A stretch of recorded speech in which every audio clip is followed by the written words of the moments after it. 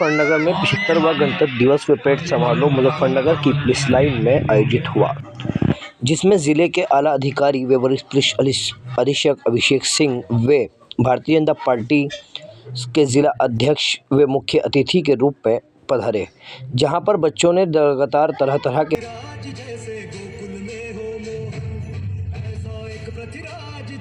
कुरुक्षेत्र में अर्जुन, ऐसा एक पृथ्वीराज जैसे लंका में, ऐसा एक पृथ्वीराज जैसे रावण को राम पंजाब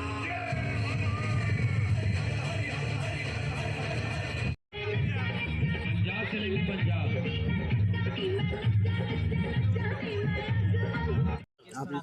निश्चित रूप से 75वां गणतंत्र दिवस विशेष है, क्योंकि भारत की जनता ने संकल्प लिया है भारत को विकसित राष्ट्र बनाने का 2047 और निश्चित रूप से मैं मानता हूं कि ये संकल्प पूरा होगा और गणतंत्र दिवस की पूरे देशवासियों को, जनपदवासियों को मेरी ओर से हार्दिक शुभकामनाएं होगा।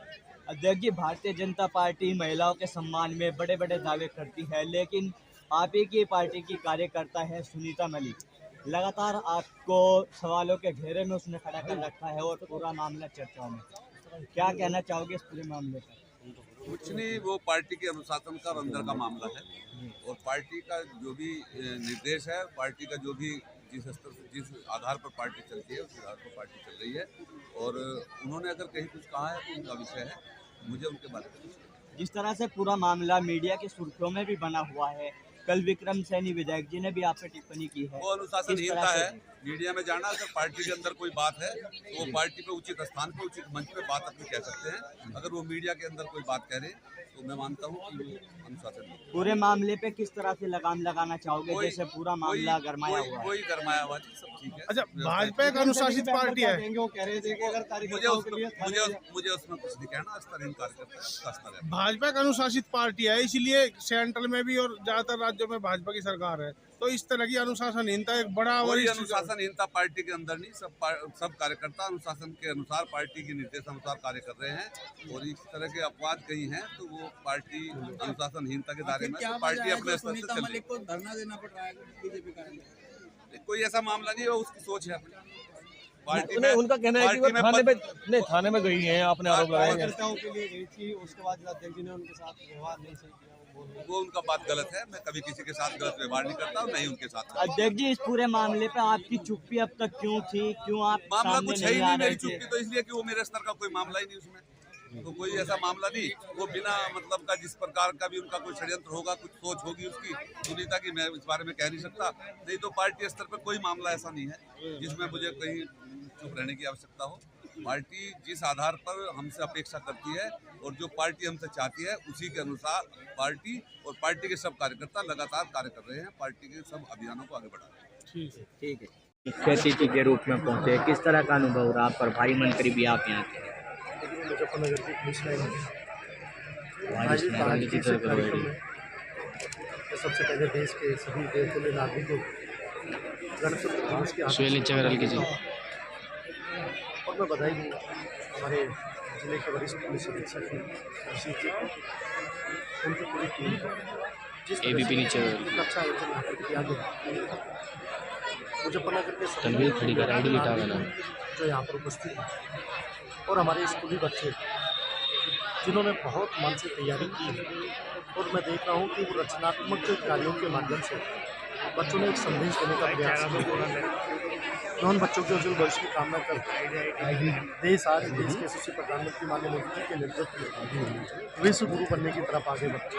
तो उत्तर प्रदेश के यशस्वी मुख्यमंत्री योगी आदित्यनाथ जी का धन्यवाद करना चाहूँगा कि उत्तर प्रदेश आज देश ही नहीं, मैं कह सकता हूँ कि आज विश्व की नज़रों में एक निवेश के लिए उपयुक्त प्रदेश के रूप में आगे निकला है। इसी तरह से हमारा देश आगे बढ़ता रहे। हम सभी जो नागरिक हैं वो अपने अधिकारों के साथ साथ अपने कर्तव्यों का निर्वहन करते हुए अपने एक अच्छे नागरिक की भूमिका का निर्वहन करें। मैं सभी पत्रकार बंधुओं का भी धन्यवाद करना चाहूँगा और आप सभी को। राम मंदिर से रिलेटेड भी प्राण प्रतिष्ठा जो कार्यक्रम यहाँ पर हुए हैं, क्या कहना चाहिए? आज यदि मैं हमारे आराध्य भगवान राम की बात करूँ, आज उत्तर प्रदेश ही नहीं, देश ही नहीं, पूरा विश्व राम में है। विश्व के लगभग 50 देश जब 22 जनवरी को अवकाश की घोषणा करते हैं तो लगता है कि हम लोग विश्व गुरु बनने की तरफ आगे बढ़े हैं और विश्व के सबसे लोकप्रिय नेता आदरणीय मोदी जी के नेतृत्व में हमारा हिंदुस्तान बड़ी तेजी के साथ विश्व में अपना स्थान बना रहा है। हम बड़ी शक्ति के रूप में विश्व में अपने आप को स्थापित कर रहे हैं। जी मंत्री जी, जिस तरह से विपक्ष लगातार कह रहा है कि राम मंदिर का मुद्दा भारतीय जनता पार्टी ये चुनावी स्टंट है, चुनाव की तैयारी है, इस तरह से लगातार देखिए, विपक्ष से मुद्दा भी नहीं, राम कोई पार्टी का मुद्दा नहीं है, राम हमारी आस्था है।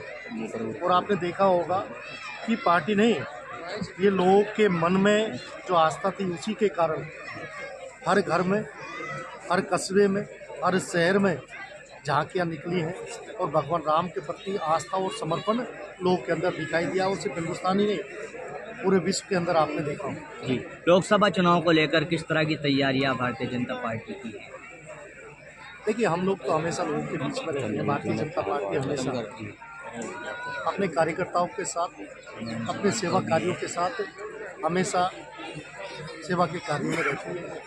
लेकिन मैं इतना विश्वास के साथ कह सकता हूँ, जो हमारी पार्टी नेतृत्व आदरणीय भूपेंद्र चौधरी जी और हमारे केंद्रीय नेतृत्व द्वारा निर्देश कि उत्तर प्रदेश में 80 में से 80 और इस बार इतिहास बने। मंत्री जी, मुजफ्फरनगर में एक मुद्दा इन पूरा गरमाया हुआ है। भारतीय जनता पार्टी महिलाओं के सम्मान की बात करती है, लेकिन सुनीता मलिक कार्यकर्ता है भारतीय जनता पार्टी की, वो धरने पर बैठी थी और जो मौजूदा जिलाध्यक्ष है उन पर वो आरोप लगा रहे हैं। देखिए, परिवार है हमारा, भारतीय जनता पार्टी एक परिवार जी, और परिवार के अंदर कहीं कोई विषय ऐसा नहीं है। हम लोग की बात हुई है, वो हमारी बहन है, उनके साथ भी बात हो रही है और सब परिवार के लोग हैं, आपस में बैठ के हम लोग बात कर रहे हैं। जिस तरह से मनमुटाव की स्थिति यहाँ पे दिख रही है, चुनाव में किस तरह से कहीं कोई मनमुटाव नहीं है। मैंने कहा ना, हम लोग एक ही उद्देश्य, यहाँ व्यक्ति हितों के लिए नहीं, हम लोग राष्ट्र हित के लिए हमारी पार्टी काम करती है और उसी उद्देश्य